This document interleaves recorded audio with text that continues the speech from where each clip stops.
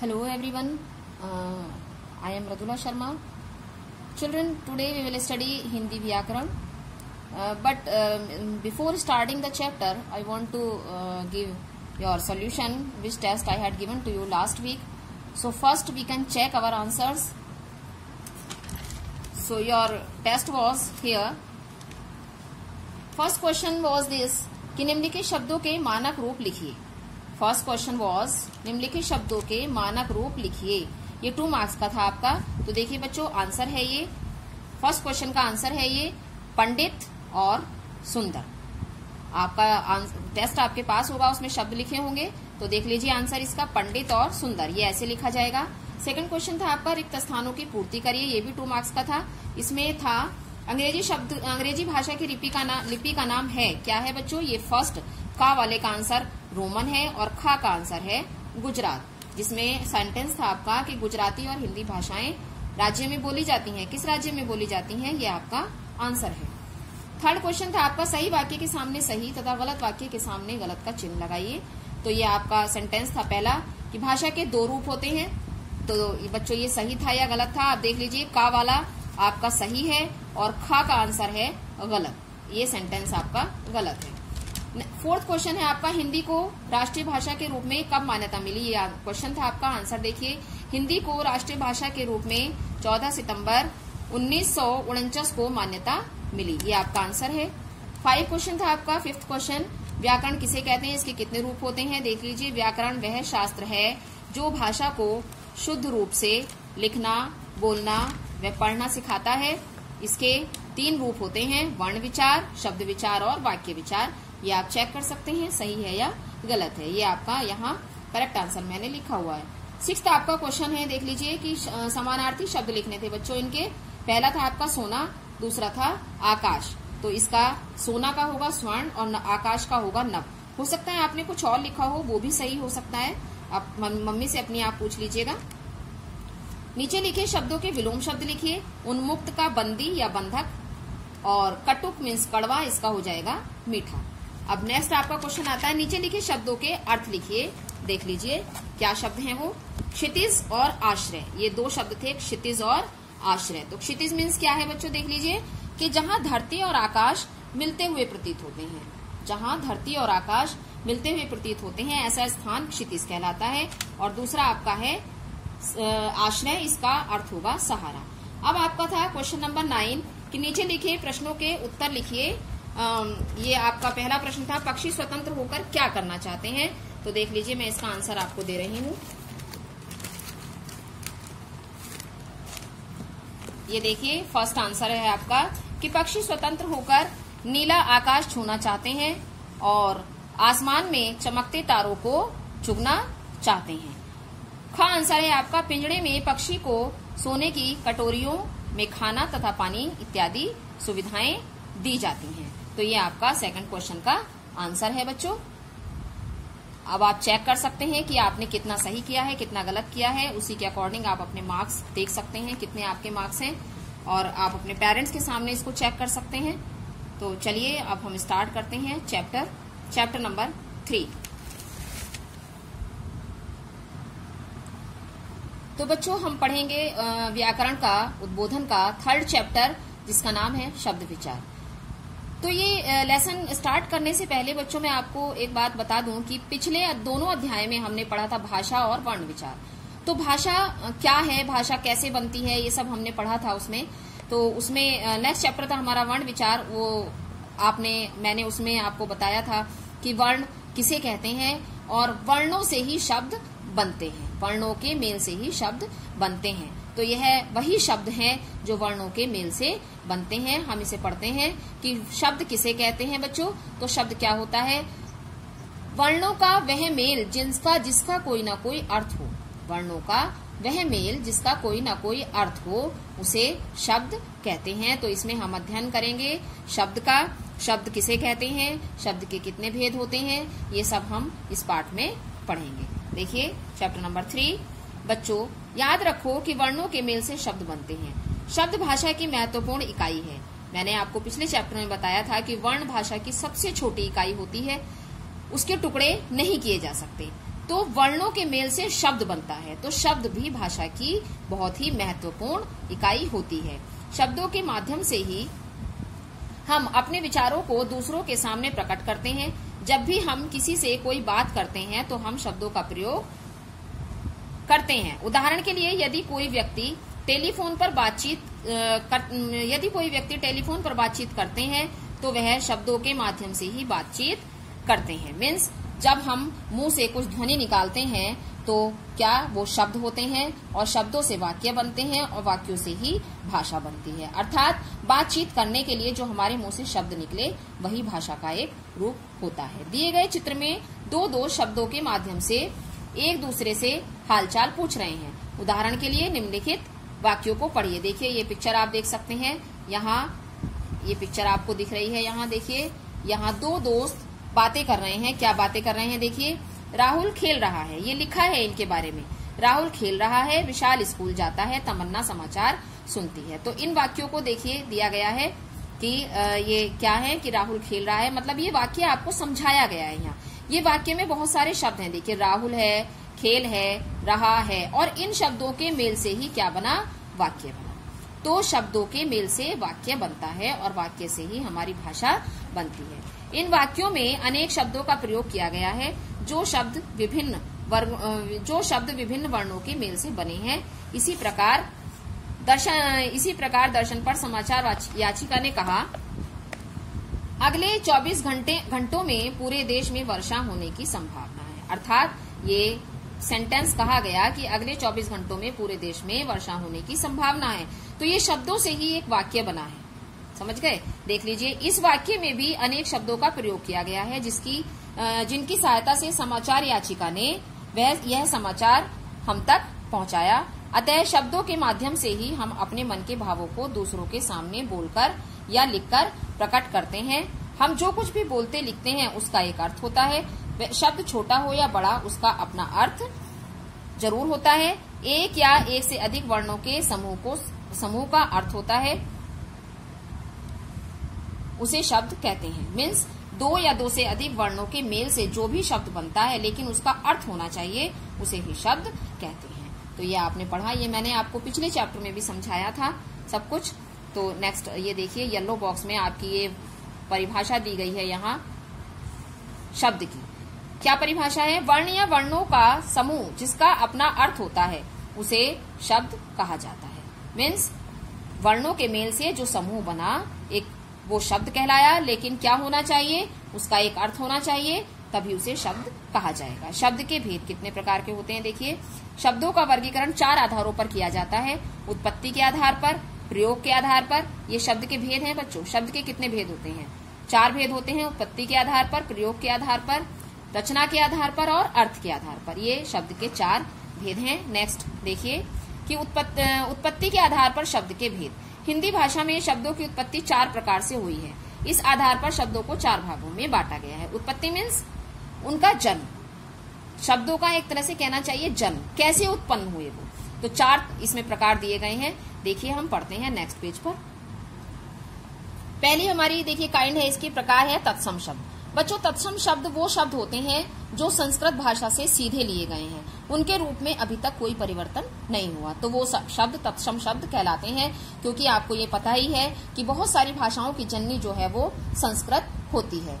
तो हिंदी भी संस्कृत भी हिंदी भाषा की जननी है। देख लीजिए इसको कि हिंदी भाषा का जन्म संस्कृत भाषा से हुआ है, इसलिए ही संस्कृत के अनेक शब्द उसी रूप में हिंदी भाषा में प्रयोग किए जाते हैं। जैसे इसे तत्सम शब्द कहा जाता है, जैसे वायु, सूर्य, अग्नि, वानर, भिक्षा, वर्ष आदि। तो ये शब्द वो शब्द हैं बच्चों जो संस्कृत से एज इट इज लिए गए हैं, इनमें कोई भी चेंज नहीं आया है अभी तक। तो ये शब्द कहलाते हैं तत्सम शब्द। दूसरा होता है तद्भव शब्द। तद्भव शब्द वे शब्द होते हैं बच्चों जो अपने थोड़े से रूप परिवर्तन के साथ हिंदी में प्रयोग होते हैं, जिन्हें हमने बोलचाल में थोड़ा सा परिवर्तित कर दिया है, तो वो शब्द तद्भव शब्द कहलाते हैं। जैसे कौन कौन से हैं? होते ये भी संस्कृत भाषा से ही आए हुए हैं, लेकिन इनका थोड़ा सा रूप परिवर्तन हो जाता है। जैसे घर, सांप, दूध, घी, कुआं आदि। अब नीचे देखिए, तत्सम और तद्भव शब्दों की तालिका दी गई है। तालिका मीन्स टेबल, ये दी गई है। देख लीजिए, आपको इधर तत्सम है और इधर तद्भव है, इधर तत्सम है, इधर तद्भव है। बच्चों ये आपको लर्न करने हैं क्योंकि ये एग्जाम्स में आ जाते हैं, ये आपको जरूर याद करने हैं। इनसाइड द चैप्टर आता है एग्जाम्स में, ठीक है। नेक्स्ट पर चलते हैं। देशज शब्द। देशज शब्द कौन से होते हैं बच्चों? वे शब्द जो सदियों से जनजीवन की साधारण बोलचाल के साथ जुड़े हुए हैं, इसी कारण ये हिंदी भाषा में भी जुड़ गए हैं, इन्हें देशज शब्द कहा जाता है। देशज शब्द हिंदी में अन्य किसी भाषा से नहीं लिए गए हैं। कौन कौन से हैं देख लीजिए। ये वो शब्द हैं जो जनजीवन की साधारण बोलचाल के साथ, यानी कि जो हम आपस में बोलते हैं, साधारण भाषा, क्षेत्रीय भाषा जिसे हम कहते हैं, तो वो शब्द होते हैं ये जो हम आम बोलचाल की भाषा में प्रयोग करते हैं। ये देख लीजिए, निम्नलिखित शब्द देशज शब्द हैं। ये इनके उदाहरण हैं: थैला, गाड़ी, झुग्गी, खिड़की, घोंसला, पेड़, खटखटाना, थपथप, झाड़ू, फावड़ा, लोटा, चिड़िया, डिबिया, ये शब्द हमारे देशज शब्द हैं। आगे चलते हैं। देशज शब्द आएगा आपका चौथा। देखिए नंबर 4 आपका है विदेशी शब्द। विदेशी शब्द वो होते हैं बच्चों, हमारा देश लंबी गुलामी के कारण विदेशी सरकार के अधीन रहा, जिसके कारण कई विदेशी भाषाओं के शब्दों ने हिंदी में अपना स्थान बना लिया। क्योंकि हमारे देश में अनेक देशों के लोग आए, तो उन्होंने जो अपनी भाषा को, जो भाषा वो बोलते थे, उनसे कुछ शब्द आज भी हमारी भाषा में प्रयोग किए जाते हैं। तो जैसे अंग्रेज आए तो अंग्रेजी के कुछ शब्द हमारी भाषा में रह गए, जैसे मुगल आए तो मुगल उर्दू भाषा के कुछ शब्द हमारी भाषा में रह गए। तो ये इस तरह के वो शब्द होते हैं। अतः हिंदी में अनेक विदेशी भाषाओं के शब्द आ गए हैं, क्योंकि जो जो भाषाएं आई, जो जो लोग आए, उन्होंने अपनी भाषा के कुछ शब्द यहाँ छोड़ दिए, हम लोगों ने अपना लिया उनको। तो और ये सभी मूल रूप से हिंदी में प्रयोग होते हैं, इन्हें विदेशी शब्द कहते हैं। तो ये देखिए विदेशी शब्द कौन कौन से हैं, ये नीचे दिए गए हैं। ये कुछ अंग्रेजी भाषा के हैं, कुछ अरबी भाषा के हैं, कुछ फारसी के हैं और कुछ तुर्की के हैं। तो ये शब्द कुछ दिए गए हैं, ये आप स्वयं पढ़ सकते हैं और लर्न भी कर सकते हैं इसको। अब आता है रचना के आधार पर शब्दों के भेद। रचना के आधार पर बच्चों, रचना या बनावट के आधार पर शब्द के 3 प्रकार होते हैं। कौन कौन से होते हैं वो? रूढ़ शब्द, यौगिक शब्द और योग रूढ़ शब्द। अब देखिए रूढ़ शब्द किसे कहते हैं? वे शब्द जो किसी व्यक्ति, स्थान, वस्तु, भाव और प्राणी के लिए परंपरा से चले आ रहे हैं, रूढ़ शब्द कहलाते हैं। अर्थात हम जब व्यक्ति, स्थान, वस्तु, भाव आदि के लिए जिन शब्दों का प्रयोग करते हैं वो रूढ़ शब्द कहलाते हैं। इन शब्दों के टुकड़े नहीं किए जा सकते। बच्चों ये देखिए, ये सबसे अच्छी पहचान होती है रूढ़ शब्दों की, कि इन शब्दों के टुकड़े नहीं किए जा सकते। अर्थात देख लीजिए, ये यदि टुकड़े किए जाएं तो इनका कोई अर्थ नहीं रहता। अगर हम इनको विभाजित करते हैं, टुकड़े करते हैं, तो इनका अपना कोई अर्थ नहीं होता। जैसे हाथ है, सपोज एक शब्द है हाथ, तो हम इसको अगर अलग अलग कर देंगे, हा को अलग, था को अलग, तो ना तो हा का अर्थ होगा ना था का अर्थ होगा, तो ये निरर्थक हो जाएंगे दोनों, ये अलग अलग हो जाएंगे, इनका कोई अर्थ नहीं होगा। तो ऐसे शब्द जिनको अलग करने पर, टुकड़े करने पर, खंड करने पर कोई अर्थ नहीं होता, वो शब्द कहलाते हैं रूढ़ शब्द। देख लीजिए, हा प्लस था और छ प्लस त, इनको अलग अलग हमने कर दिया तो इनका कोई भी अर्थ नहीं रहा, तो ये होंगे रूढ़ शब्द। नेक्स्ट देखते हैं। ये देखिए नेक्स्ट, यौगिक शब्द। वे शब्द जो 2 या 2 से अधिक स्वतंत्र शब्दों के मेल से बनते हैं, उन्हें यौगिक शब्द कहा जाता है। इसमें 2 शब्द भी हो सकते हैं, 2 से अधिक भी हो सकते हैं, 2 शब्द भी हो सकते हैं और 2 से अधिक भी हो सकते हैं। लेकिन इसमें एक पहचान होती है बच्चों की, अगर हम दोनों शब्दों को अलग अलग करेंगे तो उनका दोनों का अर्थ निकलता है। कैसे? जैसे ये दिया गया है, देखिए इसमें रसोई घर, कार्यालय, विद्यालय, तो रसोई प्लस घर, रसोई यानी कि यही खाना वाना बनता है जहां, उसका घर, कार्यालय, कार्य प्लस आलय, कार्य करने का घर, विद्यालय, विद्या का आलय। तो ये हम अलग अलग करेंगे तो इनका अर्थ निकलता है। आगे आते हैं योग रूढ़ शब्द पर। योग रूढ़ शब्द वे होते हैं बच्चों जिनका अर्थ परंपरा से किसी विशेष अर्थ के रूप में प्रचलित होता है, वे शब्द योग रूढ़ शब्द कहलाते हैं।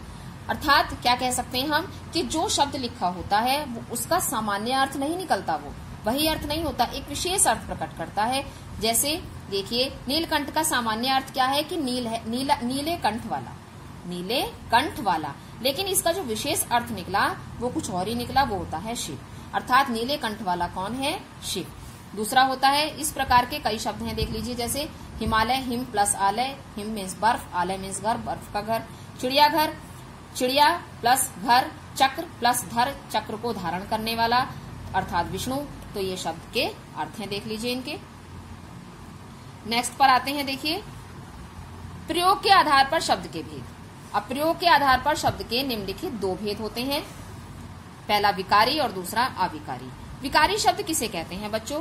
वे शब्द जो भाषा में प्रयोग किए जाने वाले लिंग, वचन और कारक के कारण अपना रूप बदल लेते हैं, वो विकारी शब्द कहलाते हैं। अर्थात लिंग, वचन और कारक के कारण इन शब्दों में परिवर्तन आ जाता है, तो वो विकारी शब्द कहलाते हैं। जैसे ये देखिए यहाँ दिया हुआ है लड़का, अगर हम लड़का का लिंग परिवर्तन कर दें तो क्या हो जाएगा? लड़की, अर्थात इसमें चेंज आ गया। लड़का का हम इसमें देखिए बहुवचन, वचन परिवर्तन कर दिया तो क्या हो गया? लड़के। तो यहाँ लिंग के कारण परिवर्तन हुआ, लड़की हुआ, वचन के कारण हुआ तो लड़के हुआ, और कारक यानी कि लड़के कारक के कारण होगा तो लड़कों के लिए। तो ये देख लीजिए यहाँ परिवर्तन हो गया है इसमें लिंग, वचन और कारक के कारण, तो इसे कहेंगे विकारी शब्द। अब आता है अविकारी शब्द। देख लीजिए विकारी शब्द यहाँ ये 4 प्रकार के होते हैं, संज्ञा, सर्वनाम, विशेषण और क्रिया। ये विकारी शब्द हैं हमारे, ये 4 प्रकार के होते हैं। अविकारी शब्द हैं, अविकारी शब्द वे शब्द होते हैं जिनमें लिंग, वचन और कारक के कारण कोई भी परिवर्तन नहीं आता, वे अविकारी शब्द कहलाते हैं। देख लीजिए फिर से एक बार कि वे शब्द, ऐसे शब्द जिनको वाक्यों में प्रयोग करने पर लिंग, वचन और कारक के कारण कोई भी परिवर्तन नहीं आता, वे अविकारी शब्द कहलाते हैं। देख लीजिए कैसे। अब ये शब्द आप इसमें बीच में देख रहे हैं धीरे धीरे, ये देखिए धीरे धीरे। बूढ़ा धीरे धीरे चलता है, तो बूढ़ा जो है हमारा क्या है? संज्ञा है, ठीक है। तो बूढ़ा धीरे धीरे चलता है, बूढ़ा है तो भी धीरे धीरे चल रहा है। और बूढ़े अगर बहुत सारे वचन बदल दिया हमने तो ये हो गया बूढ़े यानी कि बहुवचन हो गया, तो ये बहुत सारे हो गए तो भी धीरे धीरे चलते हैं। और बूढ़ों ये कारक के कारण हुआ, बूढ़ों ने धीरे धीरे चला, तो ये हो गया हमारा कारक के कारण। लेकिन धीरे धीरे शब्द में कोई भी परिवर्तन नहीं आया। तो अतः इन वाक्यों में लिंग, वचन और कारक के कारण कोई परिवर्तन नहीं आया, इसे अविकारी शब्द कहते हैं। और यह प्रत्येक वाक्य में एक जैसा रहता है। तो चलिए नेक्स्ट देखते हैं। अविकारी शब्द 4 प्रकार के होते हैं। एक क्रिया विशेषण जो क्रिया की विशेषता बताते हैं, संबंध बोधक जो वाक्य में संज्ञा या सर्वनाम का संबंध वाक्य के अन्य शब्दों से जोड़ते हैं। और तीसरा आता है समुच्चय बोधक जो 2 या 2 से अधिक वाक्यों को जोड़ते हैं, वो समुच्चय बोधक होते हैं शब्द। और विस्मयादि बोधक जिनसे हमारे मन के भाव प्रकट होते हैं, वो होता है विस्मयादि बोधक। चलते हैं नेक्स्ट पेज पर। ये देखिए हमारा 4th काइंड है। इसका अर्थ के आधार पर शब्द के भेद। अर्थ के आधार पर शब्द के 4 भेद होते हैं। एकार्थी शब्द, अनेकार्थी शब्द, पर्यायवाची शब्द, विलोम शब्द। बच्चों ये मैं आपको ऐसे ही समझा रही हूँ कि जिन एकार्थी शब्द वे शब्द होते हैं जिनका एक ही अर्थ होता है। जिन शब्दों का एक ही अर्थ होता है वो एकार्थी शब्द होते हैं। देख लीजिए जिन शब्दों का केवल एक ही अर्थ होता है उन्हें एकार्थी शब्द कहते हैं, जैसे पुस्तक, दिल्ली, नमस्ते आदि। दूसरा होता है अनेकार्थी शब्द। कुछ ऐसे शब्द होते हैं जिनका एक अर्थ नहीं होता, बहुत सारे अर्थ होते हैं, तो वो होता है अनेकार्थी शब्द। जैसे यहाँ देख लीजिए ये दिया गया है नव, पत्र, वर्ण, तृण आदि। तो ये नव से जैसे मैं आपको समझाऊं, नव से मीन्स नौ भी होता है और नव मीन्स नया भी होता है। पत्र मीन्स पत्ता भी होता है और पत्र मीन्स ये चिट्ठी, लेटर जो होता है वो भी होता है। तो ये आपके अनेक अर्थ हैं इनके एक ही शब्द के, तो ये होंगे अनेकार्थी शब्द। तीसरा आपका आता है पर्यायवाची शब्द। ये शब्द वो होते हैं जो एक ही शब्द के कई अर्थ, एक ही शब्द के कई अर्थ हों। जैसे समान अर्थ प्रकट करने वाले शब्दों को पर्यायवाची शब्द कहा जाता है। अर्थात ऐसे शब्द जो समान अर्थ प्रकट करते हैं उन्हें समानार्थी शब्द या पर्यायवाची शब्द कहा जाता है। जैसे पानी है हमारा शब्द एक, तो उसका जल मीन्स भी पानी होता है, नीर मीन्स भी पानी होता है, वारी मीन्स भी पानी ही होता है। फिर होता है विलोम शब्द। देखिए विलोम शब्द में जो शब्द किसी शब्द का विपरीत अर्थ बताते हैं उन्हें विलोम शब्द कहा जाता है। अर्थात उल्टा अर्थ प्रकट करने वाले शब्द विलोम शब्द कहलाते हैं। तो बच्चों ये हमारे हो जाते हैं 4 प्रकार, किसके? इसके अर्थ के आधार पर शब्द के भेद। अर्थ के आधार पर ये 4 काइंड्स होती हैं इसकी, एकार्थी शब्द, अनेकार्थी शब्द, पर्यायवाची शब्द और विलोम शब्द। ये आपने पढ़ा बच्चों, चैप्टर हमारा कंप्लीट होता है। अब आता है याद रखने योग्य। तो बच्चों ये हमारे पॉइंट्स कुछ दिए गए हैं, मैंने आपको पहले भी बताया था कि जो पॉइंट्स हम देते हैं यहाँ लास्ट में चैप्टर में दिए गए होते हैं, ये आपको जरूर पढ़ने होते हैं, क्योंकि सारा चैप्टर इन्हीं में होता है, मुख्य बिंदु होते हैं ये पूरे चैप्टर के, और इन्हीं में से ज्यादातर आपके आंसर्स भी होते हैं। क्वेश्चंस ऐसे होते हैं जो आंसर यहीं लिखे होते हैं इसी याद रखने योग्य में, इस कॉलम में, तो आप इसको जरूर पढ़ेंगे। अब आते हैं क्वेश्चन आंसर्स पर, इनके आंसर्स मैं आपको लास्ट में दूंगी, पहले करते हैं एक्सरसाइज। तो ये देखिए फर्स्ट एक्सरसाइज है आपकी कि सही वाक्य के सामने सही और गलत के सामने गलत का चिन्ह लगाइए। पहला आपका वाक्य है रचना के आधार पर शब्दों के 4 भेद होते हैं, तो ये सही है या गलत है? ये बच्चों आपका गलत है। दूसरा आता है प्रयोग के आधार पर शब्दों के 3 भेद हैं, ये भी गलत है। तीसरा आपका सेंटेंस है कागज विदेशी शब्द है, ये बिल्कुल सही वाक्य है आपका। फोर्थ है आपका अविकारी शब्दों पर लिंग वचन और कारक का कोई प्रभाव नहीं पड़ता, ये बिल्कुल सही है। देशज शब्द क्षेत्रीय भाषाओं से लिए जाते हैं, बिल्कुल सही है ये। लास्ट सेंटेंस है संस्कृत से हिंदी में आए हुए शब्दों को तद्भव कहते हैं, बिल्कुल गलत है ये वाक्य आपका, क्योंकि संस्कृत से हिंदी में आए हुए शब्दों को तत्सम शब्द कहा जाता है। नेक्स्ट आपका है कि निम्नलिखित शब्दों के तद्भव रूप लिखिए।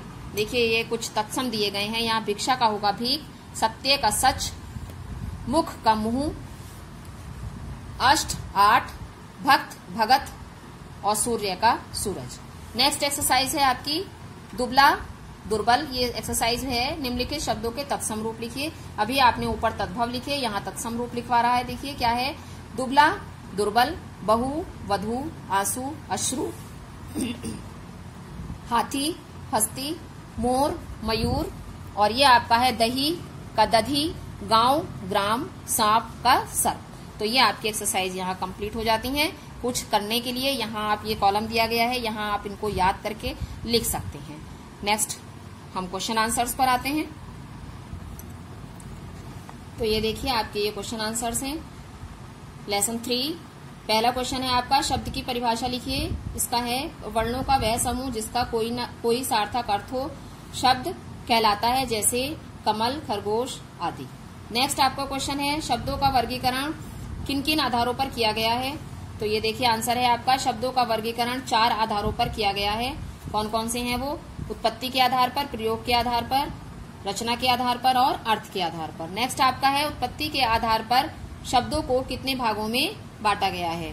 उत्पत्ति के आधार पर शब्दों को 4 भागों में बांटा गया है, तत्सम, तद्भव, देशज, विदेशी। नेक्स्ट है बनावट के आधार पर शब्द के कितने भेद हैं। रचना या बनावट के आधार पर शब्द के 3 भेद होते हैं, कौन कौन से? रूढ़ शब्द, यौगिक शब्द और योग रूढ़ शब्द। क्वेश्चन नंबर 5 प्रयोग के आधार पर शब्द के कितने भेद हैं। देखिए प्रयोग के आधार पर शब्द के निम्नलिखित 2 भेद होते हैं, कौन कौन से? विकारी शब्द और अविकारी शब्द। दूसरा आपका आता है विकारी और अविकारी शब्दों में अंतर स्पष्ट कीजिए। यह आपको ऐसे ही लिखना है, डिवाइड करके इसको। विकारी शब्द एक तरफ और एक तरफ आपका आता है अविकारी शब्द। तो ये देख लीजिए वे शब्द जो भाषा में प्रयोग किए जाने वाले लिंग वचन और कारक के कारण अपना रूप बदल देते हैं, विकारी शब्द कहलाते हैं। इधर देख लीजिए ये अविकारी है ऐसे शब्द जिनको वाक्यों में प्रयोग करने पर लिंग वचन और कारक के कारण कोई परिवर्तन नहीं आता है, वे अविकारी शब्द कहलाते हैं। इधर एग्जाम्पल दिया गया है देख लीजिए, और इधर इसका एग्जाम्पल है, ये देख लीजिए। लास्ट क्वेश्चन है आपका यौगिक और योग रूढ़ शब्द में अंतर स्पष्ट कीजिए। तो ये देख लीजिए यौगिक शब्द में अंतर है, वे शब्द जो 2 या 2 से अधिक स्वतंत्र शब्दों के मेल से बनते हैं उन्हें यौगिक शब्द कहा जाता है, जैसे रसोईघर, कार्यालय, विद्यालय। वे अब इधर योग रूढ़ है, वे यौगिक शब्द वे शब्द जिनका अर्थ परंपरा से किसी विशेष अर्थ के रूप में प्रचलित होता है, वे शब्द योग रूढ़ शब्द कहलाते हैं, जैसे नीलकंठ, दशानंद और पीताम्बर। तो ये देख लीजिए आप, ये हो गए आपके क्वेश्चन आंसर्स। और बच्चों मैं लास्ट में ये भी कहूंगी आपसे कि ये सारे ही क्वेश्चंस चैप्टर के अंदर हैं। अगर आपको कोई मिस्टेक इसमें नजर आती है तो आप अंदर चैप्टर से चेक कर सकते हैं एक बार, स्पेलिंग्स या कोई कंफ्यूजन है आपको, सभी आंसर्स अंदर दिए गए हैं। और नेक्स्ट वीडियो में मैं हो सकता है क्वेश्चन आंसर्स भी आपको बुक से ही टिक कराऊं।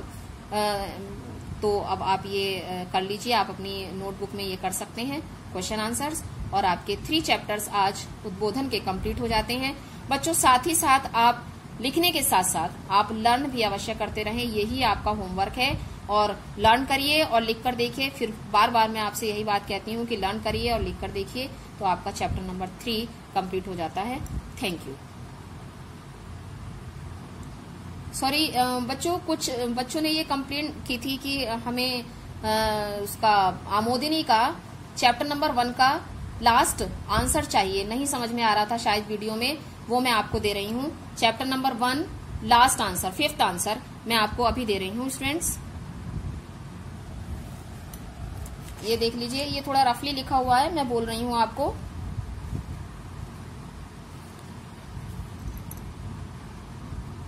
कि पक्षियों को पिंजड़े में बंद रखने से सर्वप्रथम तो प्राकृतिक सौंदर्य नष्ट हो जाएगा, दूसरे वातावरण में कीट पतंगों का नियंत्रण भी समाप्त हो जाएगा। ये आपके लेसन नंबर 1 का आमोदिनी का 5th आंसर है, तो आप लिख सकते हैं। ये रफली लिखा हुआ है, यहाँ मैंने बोल दिया है आपको, सुनकर आप लिख सकते हैं। Thank you.